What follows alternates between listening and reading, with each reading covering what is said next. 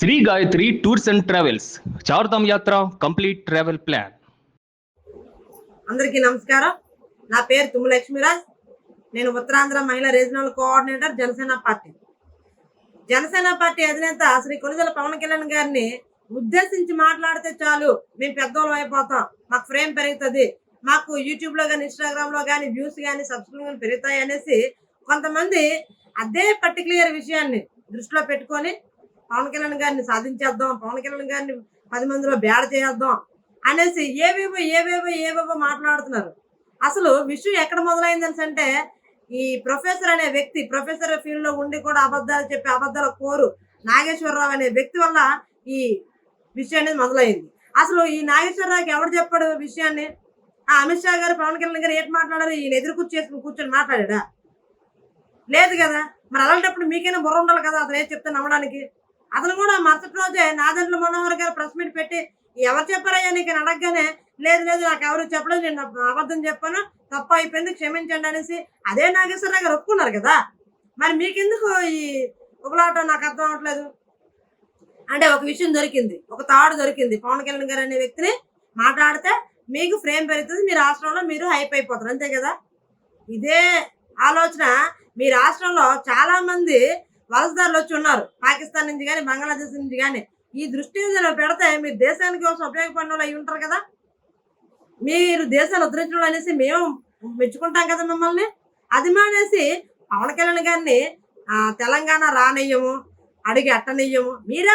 మీరెవరు అసలు అడిగి అట్టనవ్వడానికి? ఇప్పుడు 2వ తారీఖున మీటింగ్ పెడుతున్నారు పవన్ కళ్యాణ్ గారు. మీకు దమ్ముంటే ఆపుకోండి, చూద్దాం. మహారాష్ట్రలో కూడా ఒక ఇలాగే పేలాడు సెప్టెంబర్ 9వ తారీఖున పవన్ కళ్యాణ్ అడిగట్టినవు అనేసి. ఒక డైమండ్ రాని వచ్చి అసెంబ్లీ గేటు కూడా దాటినాము అన్నారు. చివరికి ఏటైంది? అతను వెళ్ళి బెంగళూరులోనూ, ఆవిడ వెళ్ళి సినిమా మళ్ళీ టీవీ ఛానల్స్లోనూ ఉన్నారు. అలాగే ఉంటుంది పరిస్థితి. మీరు ఎవరితో పెట్టుకుంటున్నారో తెలుసా? నీతి నిజాయితీకి నిలువెత్తు నిదర్శనం ఎవరు అంటే అది దేశం మొత్తం చెప్పే ఒకే ఒక పేరు, శ్రీ కొణిదెల పవన్ కళ్యాణ్ గారు, జనసేన పార్టీ అధినేత, ప్రస్తుత ఆంధ్రప్రదేశ్ డిప్యూటీ సీఎం, మరి కొన్ని శాఖలకి మంత్రి అనేసి. ఇంతకంటే కావాలా మీకు ఎవిడెన్స్? ఆయన ఏం కబ్జాలు చేశారా? మీరేం చేస్తున్నారా? మరి మీరు చేసిన తప్పులేట్రా, ఆయన కబ్జాలు చేయడం ఏంట్రా? పవన్ కళ్యాణ్ గారు కావాలనుకుంటే, ఒరే బాబు నాకు ఈ ల్యాండ్ నచ్చిందిరా, నీ ల్యాండ్ పక్కన నిల్చొని నేను ఫోటో దిగుతాను, నాకు ఈ ల్యాండ్ ఎవరంటే ఇచ్చిన మీ రాష్ట్రంలో చాలా మంది ఉన్నారు. అలాంటిది ఆయనకేట అవసరం రాదా అక్కడికి వచ్చి కబ్జాలు చేయడానికి? అది పవన్ కళ్యాణ్ గారు. మీరు దయచేసి మా దగ్గర ఉన్న 5 రూపాయల బ్యాచ్ లాగా మీరు కూడా ఏదో పవన్ కళ్యాణ్ గారి పేరు చెప్పుకుని పెద్దలు అయిపోదాం అనేసి నోటుకొచ్చిన మాట్లాడకండి. అర్థమైందా? ఇక్కడ సమస్య అంతా క్లియర్ అయ్యింది. ఈ రాష్ట్రంలో పవన్ కళ్యాణ్ గారు తీసుకున్న ఎజెండా ఏదైతే ఉందో, ఒక అవినీతి పరిపాలనని ఈ రాష్ట్రంలో లేకుండా చేద్దాం, ఈ రాష్ట్రానికి మంచి పరిపాలన అందిద్దాం అని చెప్పి 2.5 సంవత్సరాల్లో కొంచెం కష్టపడి రాష్ట్రాన్ని ఒక ప్రగతి పదంలో నడిపిస్తున్నారు. ఈ మధ్యనే పంచాయతీరాజ్ శాఖకి కొన్ని అవార్డులు కూడా వచ్చినాయి. అది తట్టుకోలేక మీకు ఎవడ 5 రూపాయలు ఫోన్ పే చేస్తే దాన్ని మీరు పట్టుకొని భజన చేస్తున్నారు. ఇప్పుడు మీ రాష్ట్రంలో అడుగు పెడుతున్నారు 2వ తారీఖు. మొత్తం బయటకు వచ్చేస్తుంది, మొత్తం అవినీతి అంతా బయటకు వచ్చేస్తుంది. అప్పుడు ఈ రోజు వరకు పాలించిన ప్రతి పాలకుడు కూడా మీకే దండాలు పెడతారు. మిమ్మల్ని ఎవర్రా అతని మీద ప్రెస్ మీట్ పెట్టమన్నారు, ఈ రోజు వరకు మేము చేసిన బొక్కలన్నీ బయట తెస్తండి అనేసి. అప్పుడు ఉంటుంది మీకు మజా. ఖబర్దార్ చెప్తున్నాం. ఈ రాష్ట్రంలో, ఆంధ్రప్రదేశ్ రాష్ట్రంలో 5 ఏళ్ళు మాకు హెక్టర్ పాలన వస్తే దాని పైన పోరాడి నిలబడ్డోళ్ళం మేము. మీరు పెద్ద లెక్క మాకేమన్నా ఎలాంటి సమస్యలు ఎదుర్కొన్నా ఈ రోజు ఇక్కడ ఉన్నాం.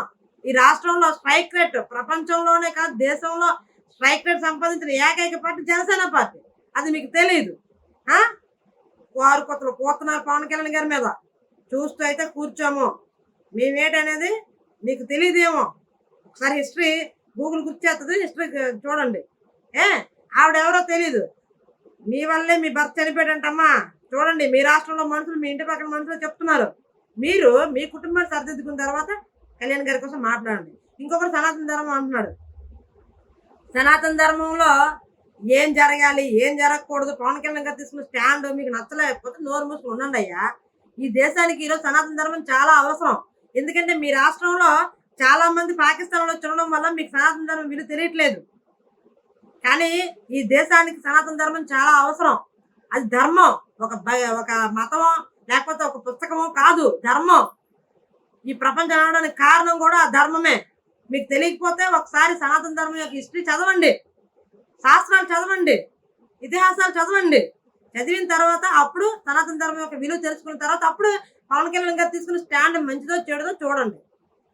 ఇక్కడ రాముల వారు మా నియోజకవర్గంలో రాముల వారు తల తీసినప్పుడు స్పందించిన మొట్టమొదటి నాయకుడు ఎవరు ఉన్నారని అంటే అది కొణిదెల పవన్ కళ్యాణ్ గారు. మీకు తెలుసా ఆ విషయం? అలాగే మా లక్ష్మీ నరసింహస్వామి యొక్క రథం కాలిపోతే స్పందించింది కూడా పవన్ కళ్యాణ్ గారే. ఈ రాష్ట్రంలో 5 సంవత్సరాలు దేవాలయాల మీద జరిగిన దాడులు చూసి చలించిపోయిన వ్యక్తి పవన్ కళ్యాణ్ గారు. అలాగే మిగతా మతాల మీద కూడా ఏం జరిగినా సరే స్పందించింది కూడా పవన్ కళ్యాణ్ గారే. మా జిల్లాలో ఒక ముస్లిం వ్యక్తిని, హుస్సేన్ అనే వ్యక్తిని బయటికి తీసుకొచ్చింది కూడా పవన్ కళ్యాణ్ గారే. ఆయన స్ఫూర్తితోనే ఈరోజు ఆ యువకుడు ఎంతో గర్వంగా పార్టీలో పనిచేస్తున్నాడు. నాకెక్కడ మతాల మీద ఇబ్బంది లేదు, మతాలపై చిచ్చు కూడా లేదు. కానీ మీరే ఇవన్నీ క్రియేట్ చేస్తున్నారు. కనుక ఇలాంటివన్నీ మానుకోవాలని మనస్ఫూర్తిగా కోరుకుంటూ జై జనసేన, జై హింద్, జై భారత్, భారత్ మాతాకి జై.